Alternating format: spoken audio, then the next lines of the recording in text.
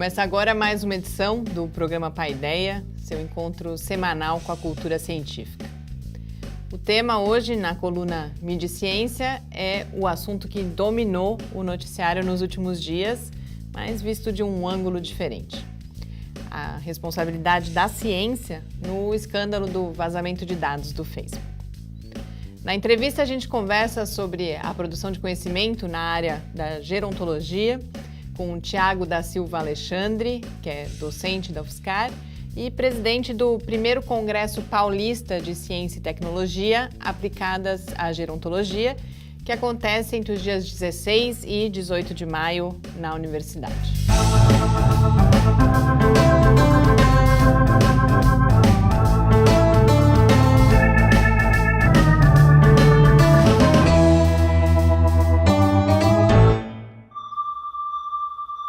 Muito boa noite, a gente começa agora nosso encontro semanal com a cultura científica aqui no Paideia, uma realização do Laboratório Aberto de Interatividade da UFSCar, o LAB, e do Centro de Desenvolvimento de Materiais Funcionais, o CDMF. Paideia vai ao ar todas as terças-feiras, às 8 horas da noite, nas redes sociais, no site do LAB e também na Rádio UFSCar. Apresento o programa comigo, o professor Adilson de Oliveira. Muito boa noite, Adilson. Boa noite, Mariana. Boa noite a todos. E para a gente começar o programa de hoje, eu preciso fazer uma propaganda rápida aqui. Acabou de entrar no ar o site do primeiro simpósio de difusão e divulgação científica em CEPIDS, que a gente vai realizar aqui na UFSCar dos dias 17 a 19 de abril. Nesse evento, a gente vai reunir aqui na universidade os responsáveis pela área de difusão e divulgação científica nos 17 CEPIDs, que são os Centros de Pesquisa, Inovação e Difusão, apoiados pela FAPESP. E a gente vai ter debates importantes sobre a atividade de divulgação científica, debates que são abertos à participação de todas as pessoas interessadas. A programação já está lá no site, que é o cdmf.org.br/difusão. Queria aqui destacar algumas participações nesses debates que a gente fala, que são as participações do professor Ildeu de Castro Moreira, que é presidente da SBPC, a Sociedade Brasileira para o Progresso da Ciência, e uma das referências, sem dúvida, já há décadas, acho que a gente pode dizer, nessa atividade de divulgação científica. Ele vai estar aqui no dia 17 à noite e depois na tarde do dia 18 a gente tem uma mesa com vários jornalistas. Então essa é uma mesa que vai olhar de um outro ponto de vista, falar um pouco sobre como são produzidas as notícias sobre ciência e tecnologia.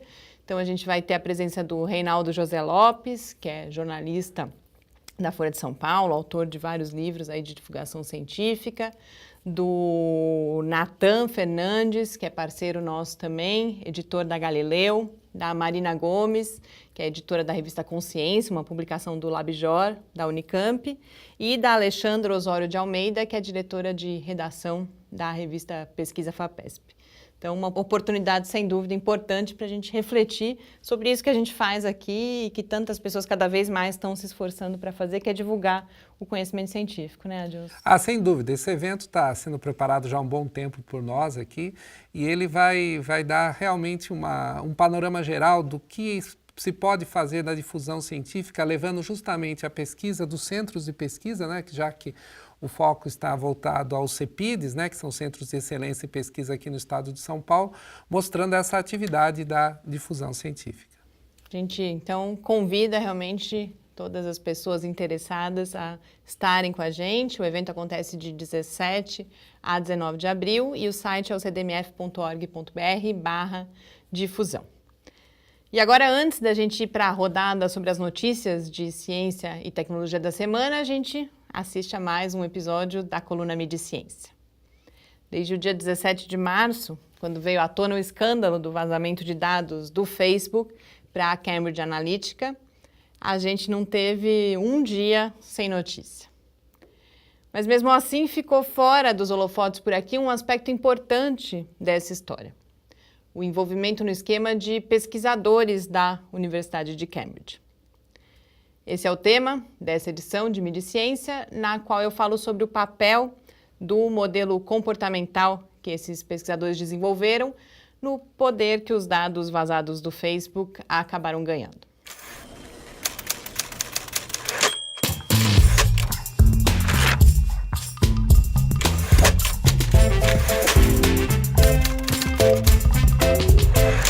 A discussão sobre o escândalo de vazamento de dados do Facebook é feita em grande medida em termos de apuração das responsabilidades. Nesse contexto, foi um texto publicado na Folha no dia 22 de março, traduzido do The New York Times, que chamou a minha atenção para uma reflexão fundamental em relação a essa polêmica. A responsabilidade social do cientista e as suas obrigações em relação aos usos possíveis do conhecimento que é produzido. Para começar, eu preciso confessar que as conversas sobre como o meu celular está ouvindo o que eu estou falando ou como o Google sabe onde eu estou, nunca me deixaram muito preocupada. Eu não via grande interesse nos segredos que eu tenho para contar e também acreditava ainda viver boa parte da minha vida desconectada, o que cada vez mais é uma ilusão. Mas se as coisas que eu falo e o que eu curto no Facebook podem ajudar a manipular as próximas eleições, por exemplo, então eu me sinto na obrigação de prestar mais atenção. E foi isso que eu descobri a partir do texto da Folha, que um estudo inicialmente realizado na Universidade de Cambridge por David Stilwell e Michael Kosinski, esse último autor do polêmico algoritmo capaz de identificar a orientação sexual a partir de retratos, foi esse estudo que resultou em uma ferramenta poderosa que associa as pegadas digitais de uma pessoa à sua personalidade. A partir das suas reações no Facebook a coisas aparentemente tão díspares como a música de Tom Waits e a da Bjork, os hobbies de escrever, correr ou cozinhar, um quadro do Salvador Dalí ou o último lançamento da Adidas. É a partir dessas reações que essa tecnologia comportamental identifica um perfil e, desse jeito, uma tendência. A partir disso, a tecnologia permite que conteúdos específicos sejam direcionados para você. Conteúdos que buscam concretizar essa tendência na hora de uma compra ou do voto. E foi justamente essa ferramenta, ou no mínimo o conceito por trás dela, que foi apropriada e usada pela Cambridge Analytica, o que amplia muito o significado do vazamento dos dados, que por si só já é bem grave. Há níveis diferentes para a gente questionar o envolvimento da comunidade acadêmica. O primeiro diz respeito à possibilidade de uso indevido de recursos destinados à pesquisa e também à responsabilidade institucional da Universidade de Cambridge, que, como afirma o The Guardian, podia ter percebido os riscos antes. Mas a gente precisa refletir cada vez mais também sobre os limites da chamada ciência de dados e da sua associação com pesquisas comportamentais associadas à propaganda. Nos últimos anos, essa reflexão foi feita para a genética e para a biotecnologia, por exemplo. E agora precisa ser estendida a esses novos domínios. Como alerta um ótimo ensaio que foi publicado no The New York Review of Books. Não é que qualquer estudo precise ser abandonado a priori por causa dos maus usos que podem ser feitos. Mas esse caso do Facebook é mais um exemplo que ajuda a gente a não esquecer que a ciência não está isolada das outras atividades humanas. Além disso, lembra da importância de cada pesquisador e da comunidade científica como um todo refletirem sempre sobre os possíveis impactos sociais da ciência e da tecnologia, desde os primeiros passos da pesquisa mais básica. Michael Kosinski, que é pioneiro no uso em estudos científicos de dados que são colhidos das redes sociais, costuma dizer que faz essa reflexão. Ele afirma que o seu objetivo é alertar sobre o que é possível fazer ou já está sendo feito, para que a gente possa pensar em como se prevenir. Mas a estratégia pode estar tendo o efeito oposto, fazendo com que fique cada vez mais difícil consertar o futuro, como coloca o crítico Andrew King no seu último livro. Boas leituras, bom feriado e até a semana que vem.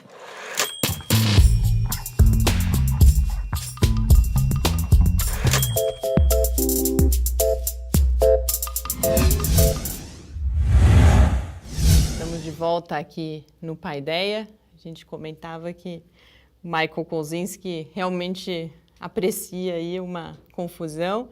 Eu já fiz uma coluna sobre isso, inclusive, né, o ano passado, e ele rapidamente sempre sai em defesa, fala que ele faz isso para alertar, mas como eu li muitos textos, muitas análises dessa vez, não em português, porque realmente teve pouca coisa aqui no Brasil sobre esse aspecto, mas várias análises você percebe alguma inconsistência, tem alguns, inclusive, o próprio Kogan, que é um outro pesquisador, que esse é o que trabalhava mesmo na empresa que acabou gerando toda essa confusão, ele fala que foi oferecido dinheiro para o Kozinski, ele não quis, ele queria mais, então é confuso, mas eu acho que é mais importante a gente pensar para além dessas questões que são importantes, que são as questões dos recursos que são usados, essa importância da gente cada vez mais, é sempre importante o cientista e a comunidade científica pensar nesses possíveis impactos e agora com esse avanço da Big Data que se fala, da ciência de dados, realmente entendo que é uma reflexão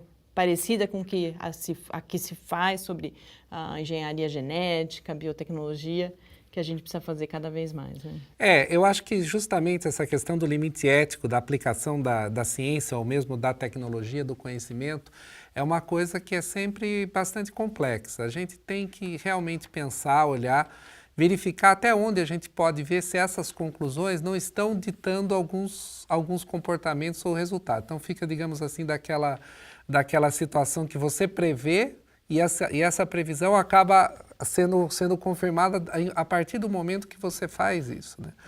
Então é muito importante a gente pensar que esse olhar, principalmente agora das redes sociais, ou mesmo até você acessando um filme numa rede que nem Netflix, etc., eles estão olhando, sabendo o que você está assistindo, o que você está fazendo, e aí eles produzem filmes e séries daquilo que você gosta de assistir. Então, vai reforçando o comportamento. Então, isso me lembra um pouco um livro do Isaac Asimov, que é muito famoso, chamado Fundação, que de fato é um livro, é uma coleção, que exatamente quando você tem muitos dados, muitas informações, você pode até direcionar o futuro e prever o que vai acontecer.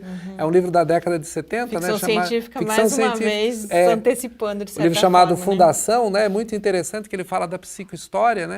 Que justamente você pode, encaminhando com muitos dados, prever o futuro ou, se você quiser, você sabe onde vai chegar, alterar o futuro. Então, é mais ou menos alguma coisa que a gente caminha agora com essa larga escala de dados que a gente tem. E as interpretações, a gente sempre tem que tomar cuidado. Acontecia muito também na década de 50, pesquisas envolvendo psicologia experimental, entre outras coisas, que se generalizavam os resultados, né, para determinadas situações, e a gente viu que isso muitas vezes é desastroso, né?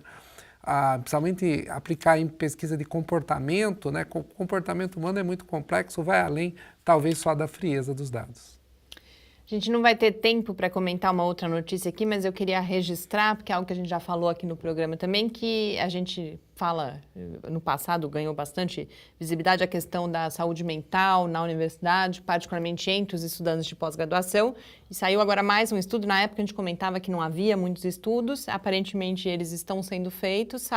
Foi publicado recentemente numa revista do grupo Nature, mais uma pesquisa cujos dados apontam aí por uma presença de depressão entre estudantes de pós-graduação, que é 6 vezes maior do que na população em geral. Foi um estudo realizado em vários países, 2.279 pessoas em 26 países, mostra 40% dessa amostra com ansiedade num nível entre moderado e severo e com quase 40% com depressão.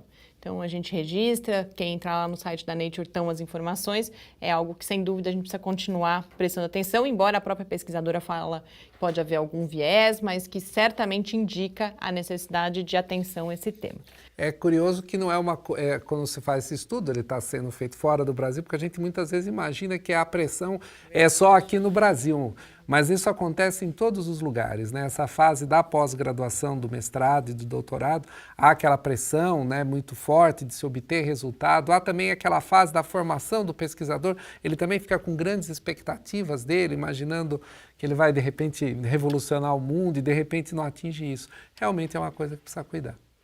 E o que eu queria comentar, e a gente não podia deixar de falar aqui, os riscos que está correndo a pesquisa brasileira na Antártida, o Programa Antártico Brasileiro, que é o ProAntar.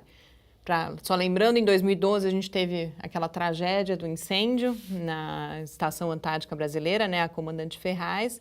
Ela foi reconstruída, a previsão é que seja inaugurada em 2019, mas na semana passada teve esse alerta de que talvez ela seja inaugurada para ficar vazia, porque não há recursos para equipá-la e também para as pesquisas que são realizadas, que têm uma importância científica, principalmente eles trabalham na área de biotecnologia, pesquisa sobre o clima, mas tem uma importância também geopolítica, porque o tratado, que é de 1975, diz que ou você tem atividade de pesquisa científica lá, ou você não pode interferir nos rumos, nas decisões que vão ser tomadas em relação ao continente antártico.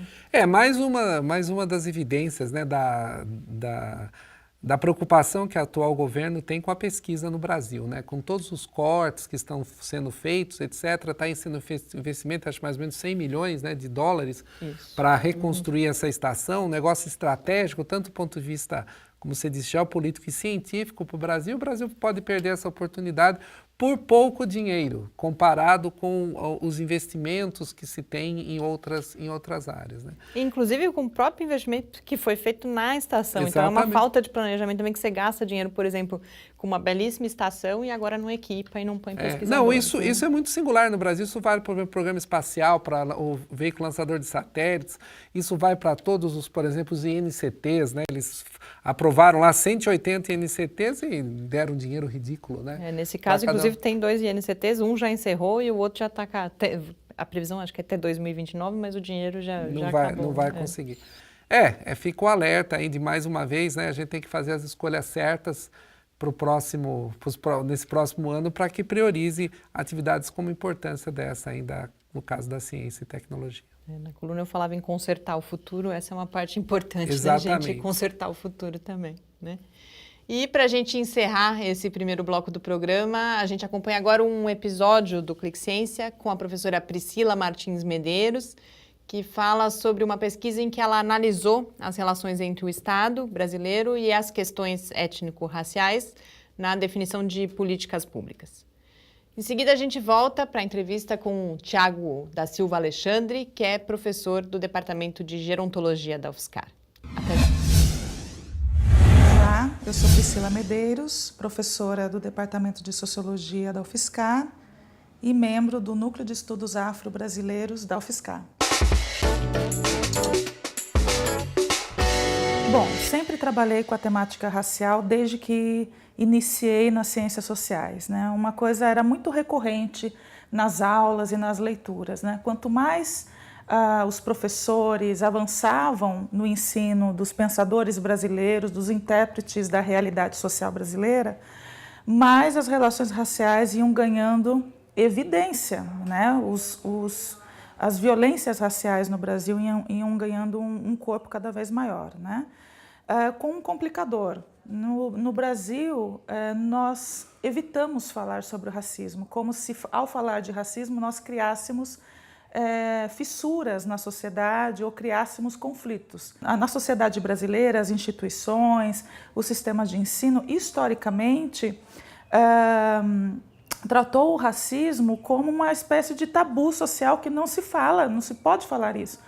E ao não se falar de racismo, também nós não propomos mudanças, alternativas e políticas públicas. Esse é o grande problema.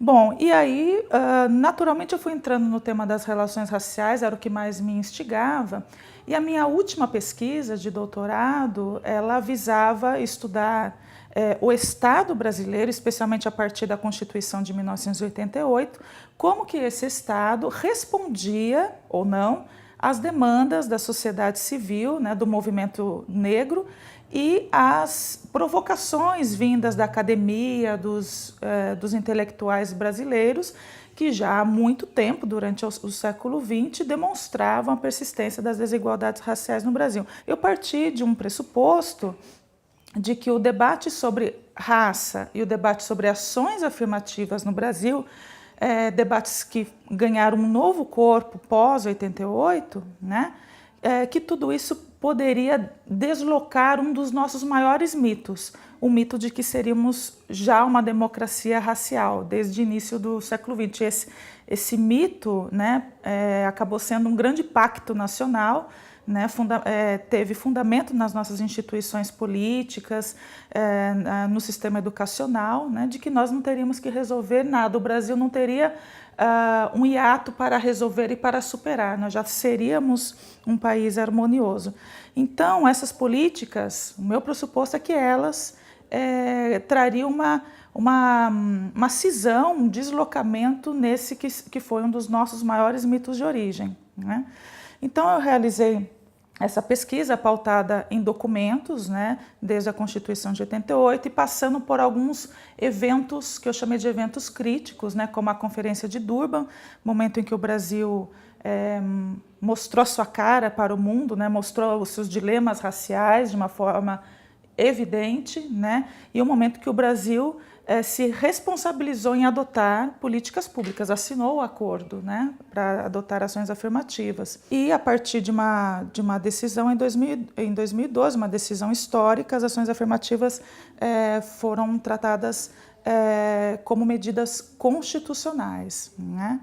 Depois disso, nós tivemos uma lei, a famosa Lei de Cotas, também no mesmo ano, em 2012, e estamos agora nessa conjuntura, né, em que as universidades federais todas têm ações afirmativas, né. Ao final da pesquisa, eu percebi que as ações afirmativas foram um momento importante, fez com que a sociedade refletisse sobre uma fissura, sobre um tabu fundamental, mas elas por si só ainda não foram capazes, né, as reservas de vagas, cotas, ainda não foram capazes de inaugurar um novo momento na nossa educação e nas nossas instituições. Esse novo momento, penso, ele depende de um debate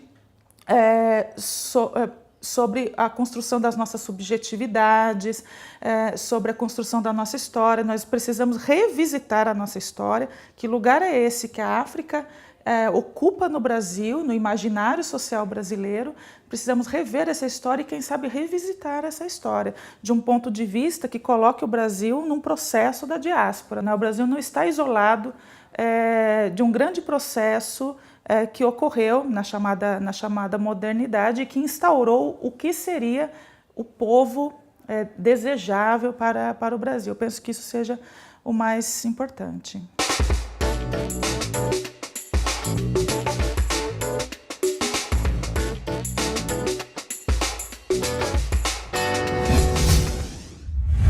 Estamos de volta aqui no Paideia.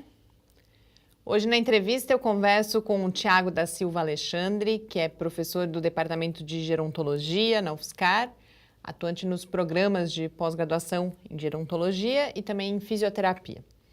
Ele é diretor científico da Associação Brasileira de Fisioterapia em Gerontologia, líder do grupo de pesquisa em Epidemiologia e Envelhecimento e é presidente do primeiro Congresso Paulista de Ciência e Tecnologia Aplicadas à Gerontologia, que acontece entre 16 e 18 de maio aqui na UFSCar. Tiago, muito obrigada pela sua participação, é um prazer e, além disso, uma oportunidade que a gente tem de falar sobre o Congresso e a área de gerontologia antes que ele aconteça, né? Boa noite a todos, boa noite a você em casa, é um prazer estar aqui e poder conversar um pouquinho sobre o nosso Congresso Paulista de Ciência e Tecnologia Aplicada à Gerontologia. É o primeiro congresso, ele tem esse foco no conhecimento aplicado à área de gerontologia. Queria que você começasse apresentando, então, o evento, como que surge a ideia de realizá-lo e quais são os seus objetivos. Bom, o congresso surgiu há aproximadamente uns 8 meses atrás, quando internamente no programa de pós-graduação em gerontologia nós discutimos a necessidade de ter um congresso específico voltado para a ciência e tecnologia. Por quê? Porque a gente precisa mostrar para as pessoas o que a academia vem produzindo hoje de conhecimento científico e tecnológico, que vai estar disponível para as pessoas na prática clínica daqui a 1 ano, 2 anos, porque a gente sabe que tem um certo intervalo de tempo entre o desenvolvimento do conhecimento e a chegada até a ponta dos serviços de saúde para que as pessoas pudessem fazer uso dessas tecnologias. E nós temos hoje já alguns congressos de gerontologia, mas nenhum focado na ciência e na tecnologia, ou seja, novos dispositivos para diagnóstico de doenças, novos dispositivos para tratamentos de algumas disfunções que acometem a população idosa, desenvolvimento de games interativos para tratar algumas disfunções do movimento. Então, tudo isso nos motivou a pensar, em parceria com a Associação Brasileira de Fisioterapia em Gerontologia, em criar o primeiro Congresso Paulista de Ciência e Tecnologia Aplicada à Gerontologia. O objetivo principal do nosso congresso é justamente mostrar para as pessoas o que a academia está produzindo e que estará disponível para elas usarem no tratamento dos idosos daqui a 2 ou 3 anos. Elas terem um primeiro contato com esse material técnico para se prepararem e pensarem, refletirem um pouco em como é que vão fazer uso dessas tecnologias nos seus consultórios, nas suas clínicas de reabilitação e nos serviços de saúde pública também. A gerontologia ela é uma área de conhecimento relativamente nova, relacionada aí com o envelhecimento da população, com as novas demandas que surgem. E a gente vê, então, que já há um conhecimento sendo produzido. E o Congresso tem esse objetivo específico de compartilhar esse conhecimento. Queria que você comentasse 2 aspectos dessa afirmação. Um é como o Brasil está em termos de produção de conhecimento na área. E, além disso, o quanto esse conhecimento já está chegando, já vem chegando aos serviços, à população, aos idosos, aos seus cuidadores. Eu acho que é importante, é realmente uma ciência nova, ela tem início no século passado e a gente ainda tem um desenvolvimento perto de outras áreas do conhecimento ainda pequena, né? Quando a gente pensa na gerontologia como uma área de conhecimento, ela tem uns 117 anos, 115 anos de desenvolvimento de conhecimento na área. Então a gente ainda tem muito que caminhar. O Brasil tem hoje uma população idosa em torno de 12% da população brasileira e isso vai crescer cada vez mais porque a nossa população está envelhecendo. Nós passamos por uma mudança de transição demográfica, ou seja, as características da população mudaram muito nos últimos anos e vão mudar numa velocidade muito grande. E por isso, os programas de pós-graduação em gerontologia hoje vêm crescendo bastante. A gente tem um número ainda pequeno, precisa crescer mais. A UFSCar é uma das universidades inovadoras nesse sentido de incentivo ao processo de conhecimento e desenvolvimento de tecnologia e ciência para a área de gerontologia, porque para que todos em casa tenham ideia, o Departamento de Gerontologia da UFSCar é o primeiro departamento de gerontologia e único departamento de gerontologia do país nas universidades federais. Então, além de nós termos o curso de gerontologia, nós temos agora há 2 anos o curso de pós-graduação em gerontologia com funções distintas. Uma, formar o aluno de graduação em gerontologia para desenvolver tecnologia, para desenvolver ciência e para implementar novas modalidades de serviços de atenção à saúde do idoso e fazer a gestão desse serviço. Outra frente é o desenvolvimento de conhecimento nos programas de pós-graduação de mestrado, nesse primeiro momento, né, para formar profissionais especificamente nutricionistas, médicos, fisioterapeutas, terapeutas ocupacionais e outras áreas do conhecimento para desenvolverem estas tecnologias. Isso ainda é recente, a gente ainda precisa avançar bastante frente a este número grande de pessoas idosas que a gente vai enfrentar daqui para frente. E não são só os idosos a partir dos 65 anos ou 60 anos. Nos Estados Unidos, na Inglaterra, nos países da América do Norte e na Europa, considera-se idoso um indivíduo com 65 anos ou mais. Aqui nós consideramos indivíduos com 60 anos ou mais idosos. Eles vêm crescendo numa fatia e velocidade rápida, mas a gente vem observando também no Brasil um crescimento muito rápido e mais intenso dos que nós chamamos de muito idosos. São aqueles idosos que têm 80 anos e mais. Eles vêm crescendo numa velocidade vertiginosa. E estas pessoas, infelizmente, elas têm uma maior chance de desenvolverem as síndromes geriátricas, de desenvolverem dependência, de perderem a sua autonomia e de necessitarem de cuidado das famílias. Então, quando a gente pensa no envelhecimento, a gente não pode pensar só em saúde. A gente precisa pensar na economia do envelhecimento, a gente precisa pensar em saúde, a gente precisa pensar em previdência, a gente precisa pensar em demografia, a gente precisa pensar em tecnologia. Então, quando a gente pensa numa sociedade que precisa enfrentar o envelhecimento com uma forma mais objetiva, resolutiva e também resolutiva para esses problemas, a gente precisa olhar multidisciplinarmente o envelhecimento populacional brasileiro. E é isso que o nosso departamento faz, tanto no curso de graduação quanto no curso de pós-graduação. E por isso, frente a essa realidade como um todo, a necessidade de divulgar o conhecimento para as pessoas, para que elas possam utilizar este conhecimento no seu consultório como médico, na sua clínica como fisioterapeuta, nutricionista, terapeuta ocupacional, o educador físico, que vai orientar os exercícios para uma população que tem características específicas e que precisam ser respeitadas, os desenvolvedores de tecnologia, que hoje os nossos smartphones, os nossos tablets, os nossos computadores precisam ser mais amigáveis para esta população, que muitas vezes tem dificuldade visual, tem dificuldade auditiva. Então, todas essas frentes, elas vêm se preocupando muito com a gerontologia hoje, primeiro porque, como eu disse anteriormente, é uma preocupação no Brasil e no mundo, mas também porque torna-se um mercado importante também. Nós temos hoje a população idosa consumindo mais serviços, consumindo mais equipamentos, consumindo mais recursos tecnológicos. Então, a gente precisa se preocupar e olhar melhor para esse público sobre essas diversas dinâmicas que a gente tem hoje, tanto no Brasil quanto no exterior. É sempre um grande desafio para quem, por exemplo, na família, né? Você tem, por exemplo, uma fase que você cuida dos filhos e uma outra fase que você tem que cuidar dos seus pais, que ficam idosos, né? E isso geralmente causa bastante estresse na própria família, na própria situação, porque fica aquela situação, quem vai cuidar dele, etc. A carência de profissionais, né? Quando a gente pensa num cuidador de idoso, por exemplo, hoje em dia é tão difícil você encontrar alguém com devida formação, né? Então, acho que esse é um tema que está ficando cada vez mais presente, né, como você estava falando, e é um desafio para a população em geral, né? Então, acho que divulgar essas alternativas, essas coisas, isso tem um grande impacto para justamente dar melhor qualidade de vida para essas pessoas, que daqui a pouco somos nós que estamos nessa situação, né? E a gente precisa começar a caminhar e construir. Nesse sentido, você estava falando de tecnologia, né? Geralmente, quando se desenvolve tecnologia, muitas vezes se pensa na tecnologia para o jovem, né? Desenvolve a coisa que o jovem aprende fácil e tal, mas essa fatia hoje é também importante, né? De todas esses gadgets, né, que se tem para aplicar e ainda é pouco olhado. E aqui no Brasil, há empresas, há pessoas preocupadas com isso, de desenvolver produtos tecnológicos voltados para essa faixa etária?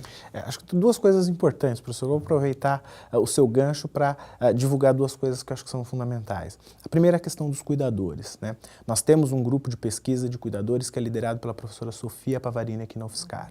Esse grupo vem desenvolvendo já ao longo do tempo muitas atividades e muitas estratégias de enfrentamento para esses cuidadores, de orientação e de desenvolvimento de tecnologias para o cuidado. Nós teremos uma mesa importante, ela vai fechar o congresso praticamente, com uma mesa relacionada a cuidadores de idosos e novas tecnologias voltadas para isso.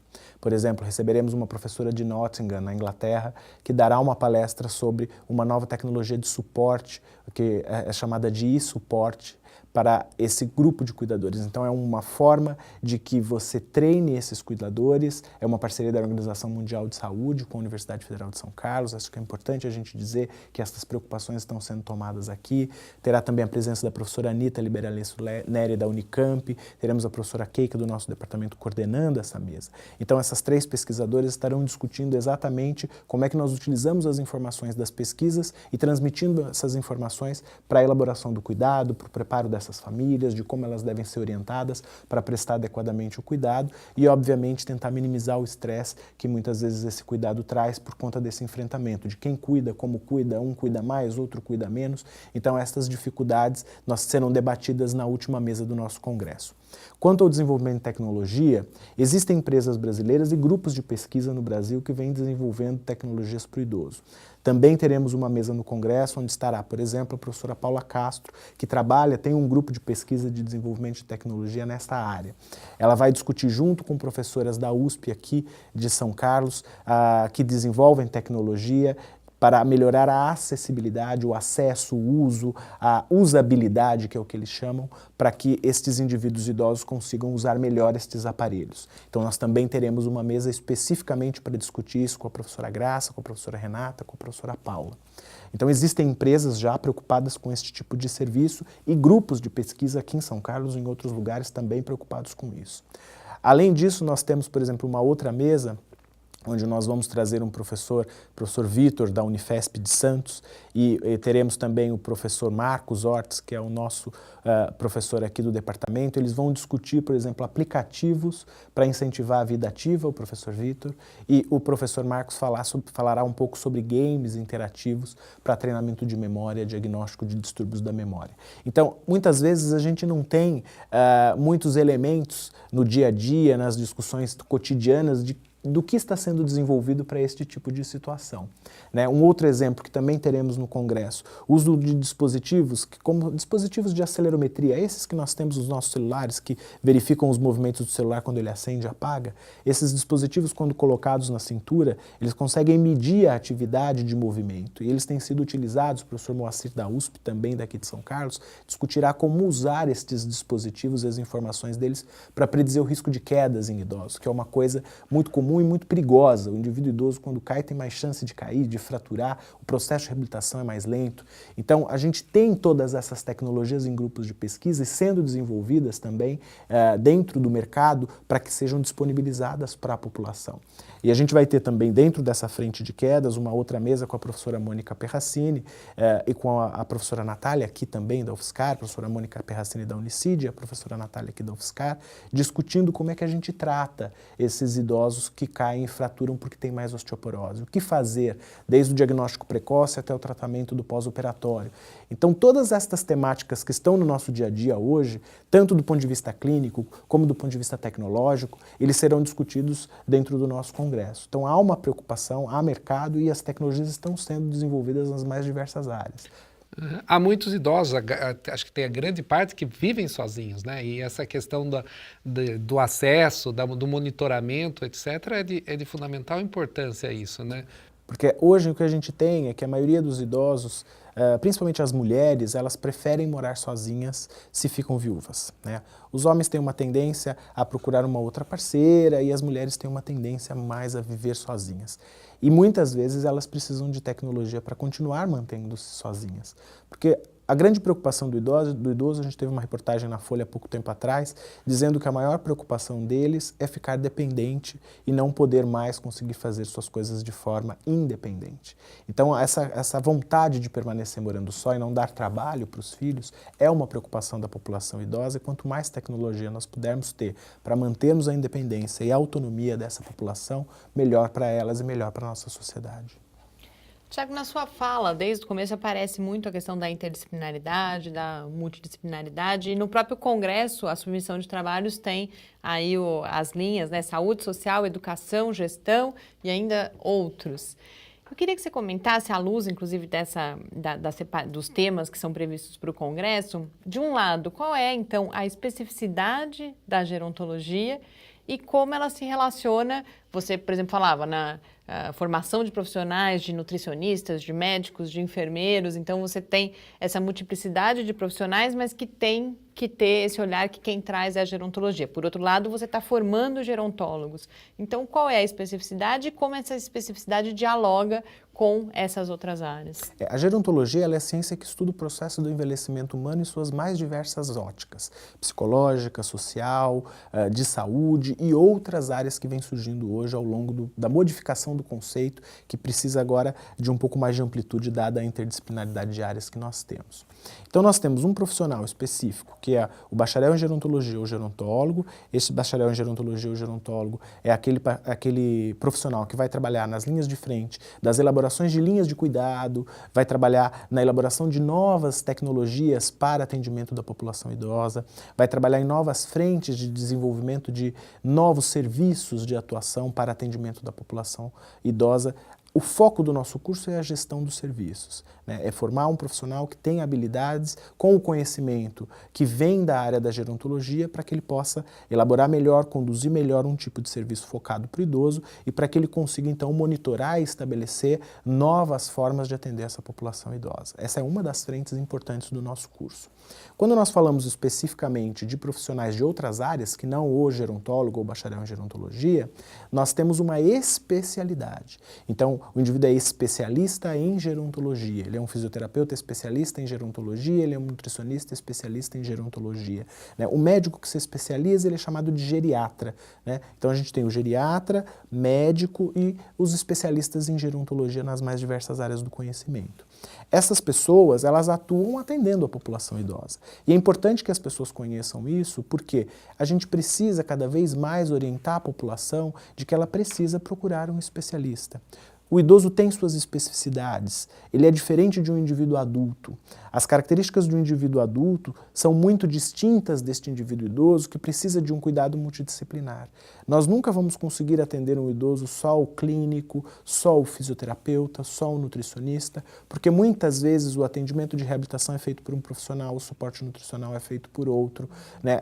E aí você começa a ter problemas. Eu tenho um problema de engasgo, então esse problema de engasgo precisa ser tratado por uma fonoaudióloga, eu preciso de um suporte familiar, às vezes eu preciso de uma orientação quanto à interdição por conta de quadros demenciais, a assistente social dá esse suporte. Então nós precisamos sempre de uma equipe multidisciplinar trabalhando.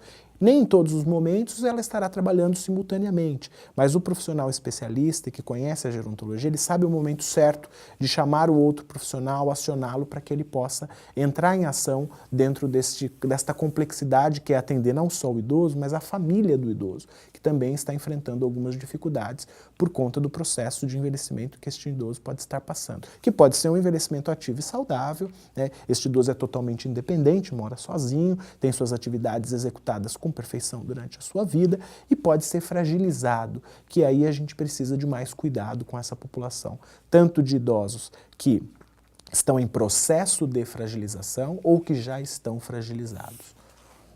A gente tem ainda um tempinho, eu queria falar mais especificamente da sua área de atuação, que é a epidemiologia e envelhecimento, que você apresentasse um pouco o que é epidemiologia e qual é a importância da produção de conhecimento e de informações também nessa área, para que a gente possa avançar em termos de políticas públicas no Brasil. Perfeito. A epidemiologia é a ciência que estuda a distribuição de doenças na população. É uma ciência muito antiga, é uma das mais antigas ciências que desenvolve e dá base para todas as outras áreas do conhecimento da saúde. A minha linha de pesquisa especificamente ela é a epidemiologia do envelhecimento. Então ela analisa a distribuição e os fatores de risco para os agravos à população idosa. Sejam as síndromes geriátricas, sejam as incapacidades, seja a fragilidade ou sejam os fatores de risco para a morte na população. Nós temos uma linha específica de fragilidade que envolve estratégias de enfrentamento, então diagnóstico, quantos % da nossa população idosa é frágil, quais são os fatores de risco para que essas pessoas desenvolvam a fragilidade. Uma outra área é a perda de massa muscular relacionada ao processo do envelhecimento, como isso implica na redução de força, que é fundamental para que nós possamos fazer as atividades do dia a dia. Então isso é sarcopenia e dinapenia, é uma outra área, e aí ela é estratégica dentro da fisioterapia como identificadora de mecanismos de reabilitação, quantas pessoas têm sarcopenia, o quanto isso aumenta a chance de ficar incapacitado, aumenta o risco de mortalidade. E a gente tem outras áreas de família e cuidador e de diagnóstico de instrumentos para problemas cognitivos e instrumentos em geral. Todas essas áreas elas são importantes porque elas quantificam a população em relação a um determinado problema. Além de quantificar essa população, ela identifica os fatores de risco. E com isso nós conseguimos pensar em políticas públicas mais efetivas. Então, se eu sei quantos % da minha população está em processo de fragilização ou tem fragilidade, e eu sei quais são os mecanismos de reabilitação que são capazes de reverter ou evitar que essas pessoas evoluam rapidamente para um processo de fragilização, nós conseguimos implantar políticas que evitem que este processo aconteça, ou pelo menos que posterguem o processo de fragilização ou de perda de força muscular e assim sucessivamente. Então eu costumo dizer que a epidemiologia é como se fosse uma mãe das outras ciências. Ela dá um suporte para todas as áreas do conhecimento de saúde, para que ela possa então planejar estratégias mais efetivas para tratar e para cuidar dessas pessoas ao longo da vida. A gente tem só mais alguns minutos, queria que nesse finalzinho você fizesse um comentário justamente sobre como está, portanto, o atendimento a essas demandas no Brasil, em como que estão as políticas públicas e para além das políticas públicas, também a sua concretização? Como está sendo atendida a população idosa no Brasil atualmente? Eu acho que nós tivemos muitos avanços, né?